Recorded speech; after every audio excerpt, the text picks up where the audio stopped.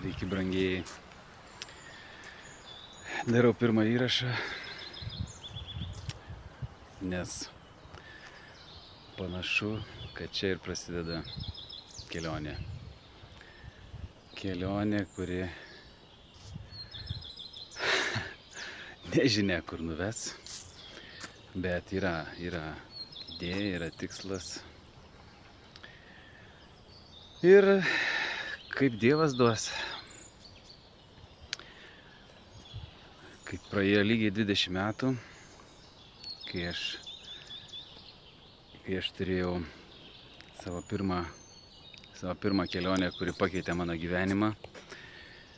Tai buvo kelionė, į kurią leidausi metęs alkoholio gėrimą ir nežinodamas, ką toliau daryti, tiesiog susikroviau kuprinę ir ištranzavau iš Lietuvos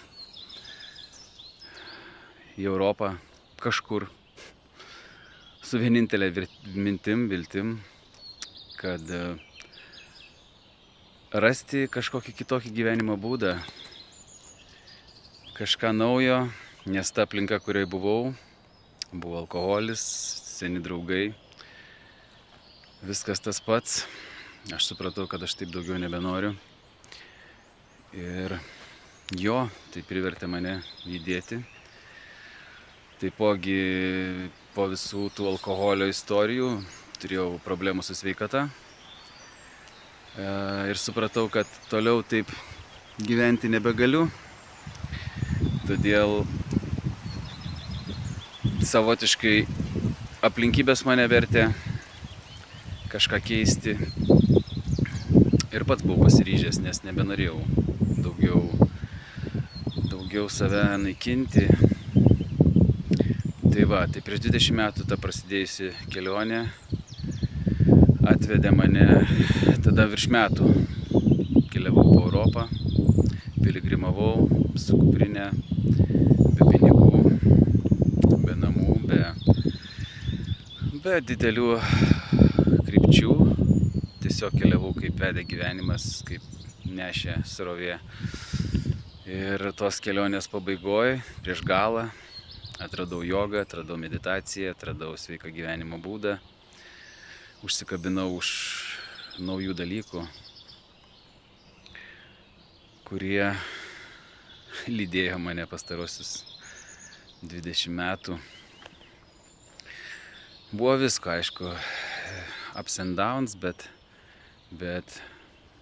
bendroji sumoji tai buvo iš tikrųjų labai gera kelionė, kuri mane užaugino, pakeitė, davė naujų perspektyvų, padėjo išsigydyti ne tik kūną, bet ir nemažai emocinių, mentalinių visokių užstrigimų, blokų. Aišku, aš esu vis dar kelyje ir viskas vyksta toliau. Augu, gyju, tobulėju. Ir po 20 metų ciklas kartojasi. Mano astrologija kaip tik dabar man rodo, kad lygiai kas buvo prieš 20 metų, kartojasi vėl planetų išsidėstymai ir vėl mane atveda į panašų ciklą. Vėl per sveikatą, nes per 20 metų aš domėjausi ne tik joga, meditacija, bet labai įtraukė ir sveikatingumo temą. Tai mano toks pašaukimas, kuris natūraliai mane veža. Ir nemažai padariau namų darbų tame. Bet žinot, kol neįspaudžia gyvenimas į kampą, kartais leidi savo patingėti, leidi savo kažko nedaryti iki galo, nedadaryti galbūt, nepasinerti visiškai kažką naujo. taip ir su ta sveikatingumo tema. Aš labai daug dalykų pasidariau, pamatą pasidėjau, supratimą. Visada domėjaus, plėčiau žinias, dėliojau savo suvokimus naujus, kas ta sveikata, kas ta gera savijauta, nuo ko jinai priklauso, kaip ją palaikyti.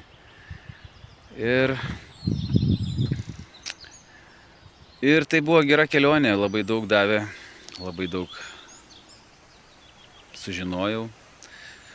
Iki pat kiekvieną dieną, kaip sakant, gal ne kiekvieną, bet tiesiog reguliariai, kai tik tai galimybė būdavo sužinoti kažką naują, visada pasidomėdavau. Ir kadangi ne tik mėgstu teoriją, bet labai mėgstu praktiškai taikyti viską ant savęs, pasimatuoti tas žinias, kad sužinoti, ar tai veikia, ar tai tikra, ar tai tinka man. Tai pribandžiau dalykų, visokių žaliavalgysčių, vegetarizmų, veganizmų, šiaip visokių sveikatingumo, detoksikacijos visokių praktikų. Tai va. Bet nebuvo viskas išbaigta iki galo. Ir vat, šito 20 metų jubiliejaus dovana po praeitos metų žiemos kelionės Indijoje teko, žinot, Indija tokia šalis, kur labai greit galima pasigauti visko ir prisirinkti ir parsivežti dovanų. Tai va ir man tai pasisekė. Aišku, buvo neišbaigti dalykai, nesutvarkyti iš prieš tai, nes dar trūko suvokimo. Ir papildomai Indijos dovanas atvedė mane į tokią patirtį, kad grįžus visiškai sugriuvo sveikata, paguldė ant lovos, taip kad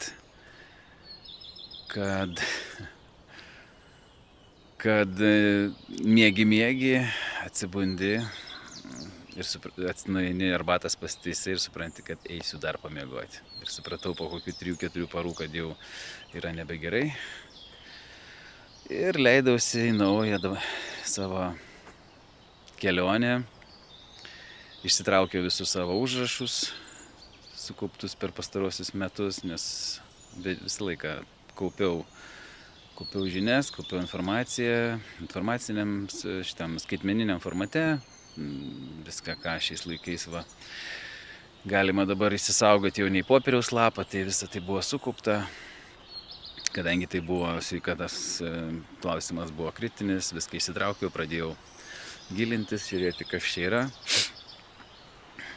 Aišku, iškart nuvažiavau pas vieną pažįstamą holistinės sveikatos praktikantą, turintį ir savo kabinetą Vilniuj, nes žinojau, kad pas jį yra biorezonanso diagnostika, kurią naudoju, kurią irgi važinėjau pas įvairius žmonės, kurie turi tą įrangą.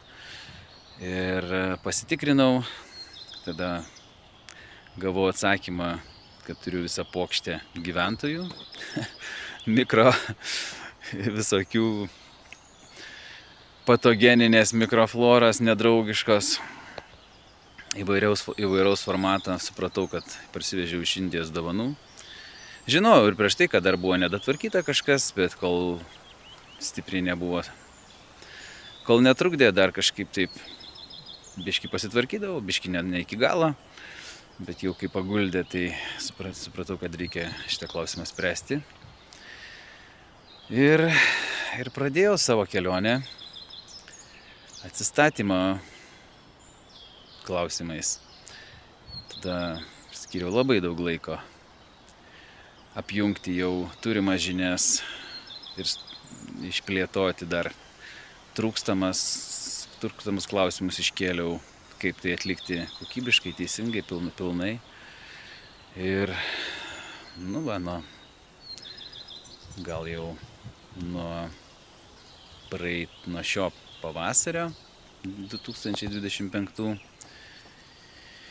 iki dabar iki šiandienos labai intensyviai studijavau ir studijuoju toliau sveikatos klausimus.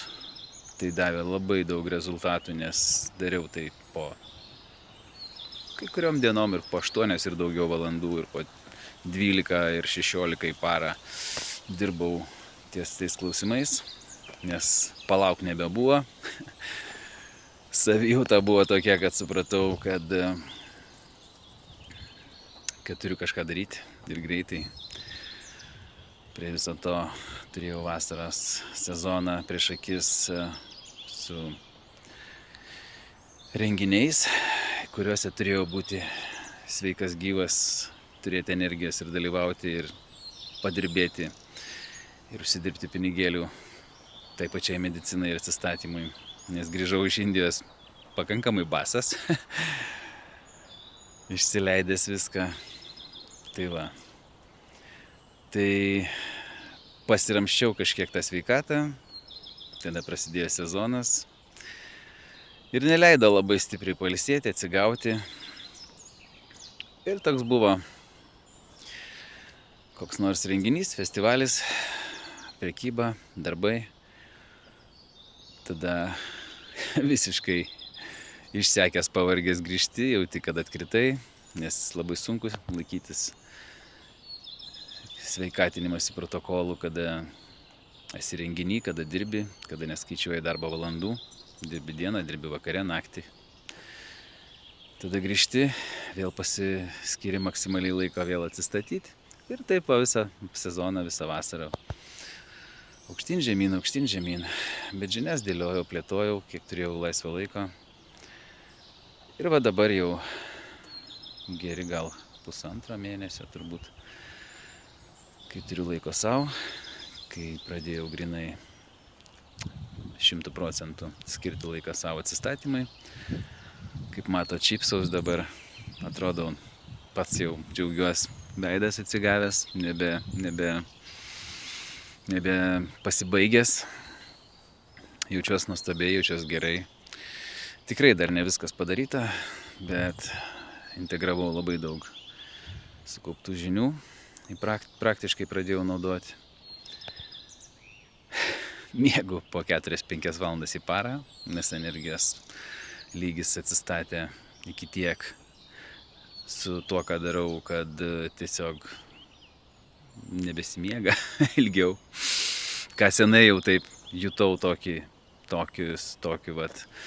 savijautą turėjau apskritai.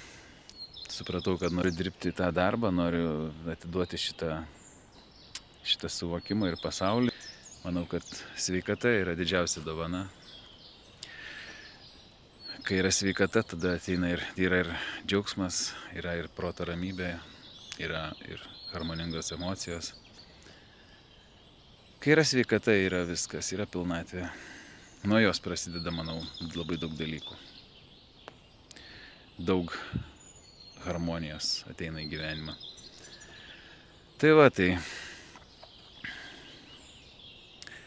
Tai norėčiau, kad aplink save matyti ir daugiau sveikų, laimingų, gerai besijaučiančių žmonių. Todėl jaučiu, kad prasideda mano kelionė, kaip ir prieš 20 metų. Tiktais šį kartą neieškoti atsakymų, o pasidalinti tuo, ką atradau, padėti kitiems rasti atsakymus. Ir šį kartą mano bendražygis, mano kelionės žirgas turbūt, jeigu kažkada buvau su kuprinė ir savom kojom,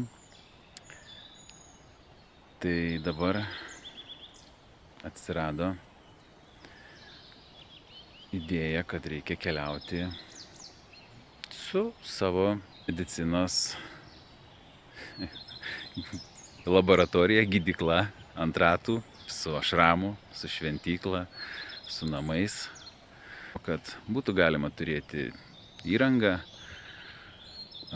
įvairias priemonės su savim, daugiau visokių įrankių, kurių reikės kelionėje, nes jau važiuoju ne tiek ieškoti, kiek dalintis, tai norėtųsi turėti galimybę su savimi vežtis ir tą, kuo galima bus pasidalinti.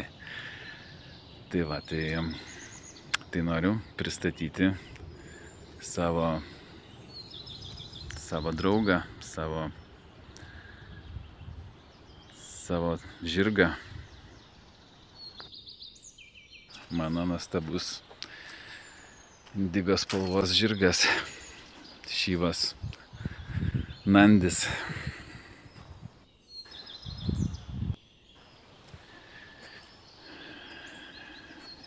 Vakar parkeliavo su manimi jisai